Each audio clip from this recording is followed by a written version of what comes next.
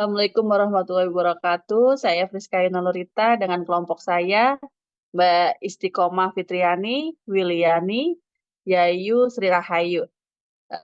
Akan mempresentasikan tugas UAS Akuntansi 2. Oke, pendahuluannya, aset tetap adalah aset jangka panjang yang dimiliki dan digunakan oleh perusahaan untuk operasional bisnis dalam jangka waktu yang panjang. Contoh aset tetap meliputi tanah, bangunan, peralatan, kendaraan, dan mesin aset tetap. Memainkan peran penting dalam mendukung kegiatan produksi operasional perusahaan. Piutang tagih adalah klaim keuangan yang dimiliki oleh perusahaan terhadap pihak lain, biasanya pelanggan, yang timbul dari penjualan barang atau jasa secara kredit. Piutang tagih mencerminkan jumlah uang yang diharapkan akan diterima oleh perusahaan di masa depan. Piutang wesel tagih. Pengertian wesel tagih dalam akuntansi adalah pernyataan jumlah piutang konsumen yang tertulis dalam bentuk formal. Dengan adanya wesel tagih, diharapkan piutang bisa ditagih dalam kurun waktu yang telah ditentukan dan disepakati sebelumnya. Komponen utama dari wesel tagih yaitu nilai nominal, membuat dan penerima, bunga, jangka waktu, nilai jatuh tempo. Karakteristik wesel tagih adalah sebagai berikut. Wesel tagih adalah surat perjanjian antara debitur dan kreditur yang bisa digunakan kreditur untuk menagih piutang sesuai dengan tanggal jatuh tempo yang tertera di dalamnya. Wesel tagih berbentuk tertulis dan formal. Wesel tagih dibuat oleh kreditur dan diperuntukkan bagi debitur. Pihak pembuat wesel tagih pada umumnya adalah perusahaan, sedangkan pihak penerima bisa perusahaan atau perseorangan. Wesel tagih berisi jumlah pokok pinjaman atau harga pokok barang atau jasa yang dibeli lengkap dengan tingkat bunga yang telah disepakati sebelumnya. Wesel tagih harus tercantum nilai jatuh tempo, yaitu jumlah total yang harus dibayar debitur, artinya jumlah pokok pinjaman ditambah dengan bunga. Wesel tagih harus ditangani oleh pembuat dan penerimanya, karena itu disebut surat perjanjian. Adanya wesel tagih artinya debitur mengakui bahwa hutang dalam jumlah yang tertera dan setuju untuk membayar di tanggal yang tercantum. Tanggal jatuh tempo dihitung dari saat wesel tagih diterbitkan hingga tanggal jatuh tempo wesel tagih. Perhitungan secara harian ini biasanya dilakukan untuk piutang jangka pendek yang kurang dari 1 tahun. Kasus praktis. Kasus ini menggambarkan cara kerja piutang wesel. Pada tanggal 1 Januari 2022, PT Abdi Jaya Perkasa membeli peralatan senilai 700 juta secara kredit dari PT Putra Gemilang Berkarya. PT Putra Gemilang Berkarya mengirim faktur ke PT Abdi Jaya Perkasa yang jatuh tempo dalam 60 hari. Sesuai dengan persyaratan penagih normal PT Putra Gemilang Berkarya. Tetapi PT Abdi Jaya Perkasa tidak dapat melakukan pembayaran dengan menegosiasikan surat promes dengan persyaratan berikut. Penerima pembayaran PT Putra Gemilang Berkarya, pembuat PT Abdi Jaya Perkasa, nilai pokok hutang sebesar 700 juta. Jangka waktu 6 bulan jatuh tempo, pada saat jatuh tempo tingkat bunga 6% per tahun. Berikut akan dilanjutkan dengan teman saya. Mbak Isti, silakan. Langkah-langkah untuk menyelesaikan masalah karena PT Abdi Jaya Perkasa tidak dapat membayar utang pada tanggal jatuh tempo yang sudah ditetapkan. Lalu PT Abdi Jaya Perkasa membayar dengan mengeluarkan surat promes kepada PT Putra Gemilang Berkarya. PT Putra Gemilang Berkarya menerima surat promes tersebut dan akan dibayarkan pada tanggal jatuh tempo yang sudah disepakati. Lanjut. Berikut simulasi pencatatannya. Entry jurnal akuntansi pada PT Putra Gemilang Berkarya untuk wesel tagih di atas adalah sebagai berikut. Pada saat proses transaksi terjadinya penjualan secara kredit di tanggal 1 Januari 2022, adanya piutang dagang PT Abdi Jaya Perkasa sebesar 700 juta dan penjualan PT Abdi Jayanya sebesar 700 juta. Pembayaran melalui wesel entry 1. Pada tanggal 29 Februari 2022, piutang wesel lancar pada PT Abdi Jaya Perkasa sebesar 700 juta dan piutang usahanya pada PT Abdi Jaya Perkasa sebesar 700 juta. Lanjut. Pelunasan wesel tagih entry 2.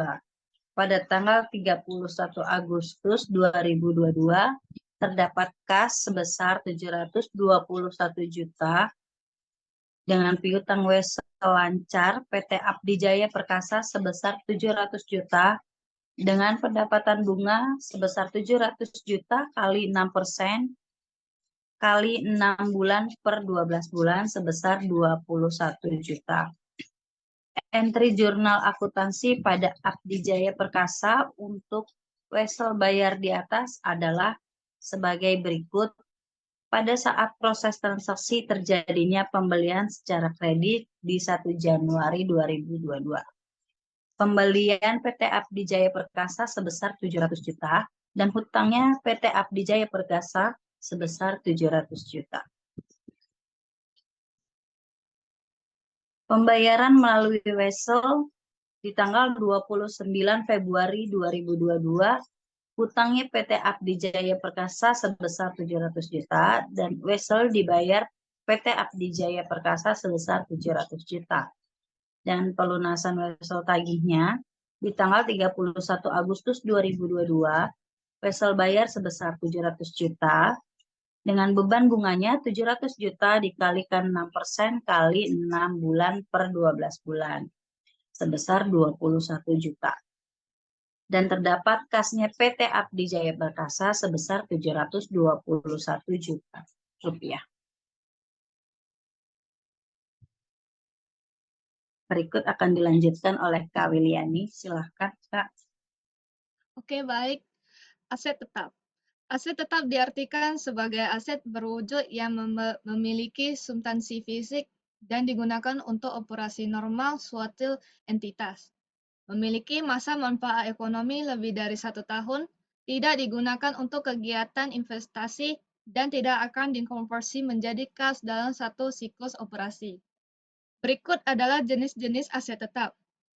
Tanah, bangunan, mesin dan peralatan, kendaraan, inventaris, lahan, aset tetap yang diperoleh dari hadiah atau donasi, aset tetap yang ditukar dengan surat berharga, aset tetap yang diperoleh dari pembangunan, dan aset tetap yang diperoleh dari pembelian.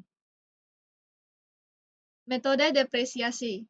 Yang pertama, metode garis lurus. Asumsinya adalah berdasar pada fungsi waktu, bukan fungsi pemakaian. Rumusnya adalah nilai penyusutan harga pendapatan dikurangi dengan nilai residu atau usia ekonomis. Yang kedua, metode beban menurun.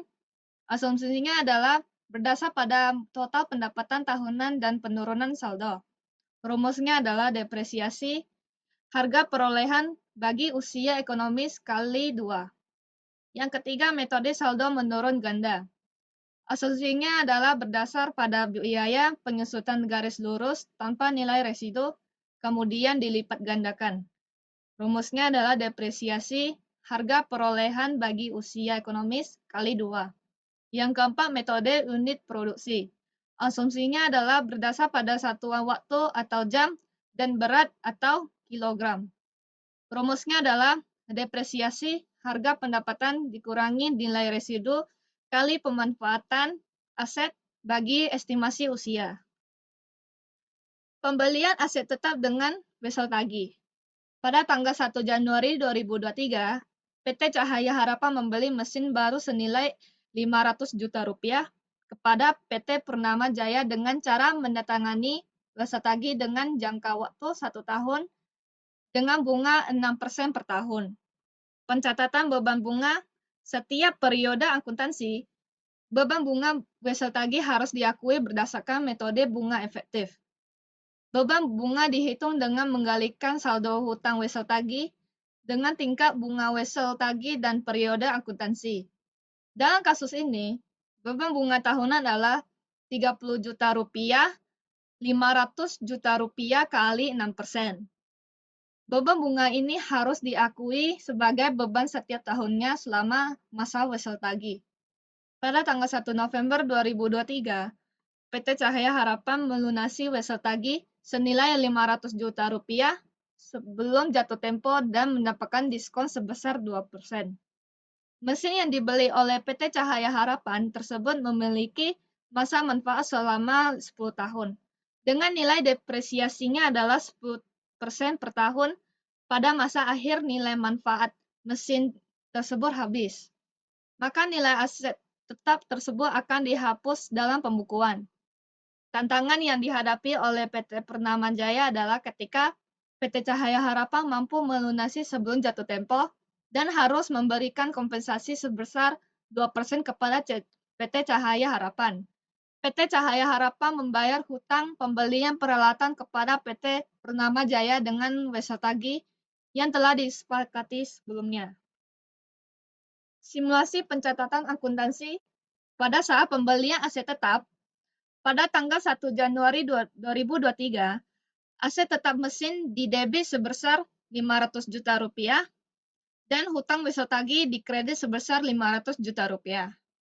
Pada saat pelunasan, 1 November 2023, hutang wesel tagih didebit sebesar 520 juta rupiah, kas dikredit sebesar 500 juta rupiah, dan diskon wesel tagih 2% sebesar 20 juta rupiah. Dan totalnya adalah 520 juta rupiah di kredit. Selanjutnya dipersilahkan kepada Kak Ayu. Perhitungan depresiasi metode garis lurus. Dengan rumus harga perolehan dikurangi nilai sisa waktu ekonomis. Diketahui harga perolehan 500 juta, nilai sisa 50 juta, waktu ekonomis 10 tahun. 500 juta dikurangi 50 juta per 10 tahun sama dengan 45 juta per tahun.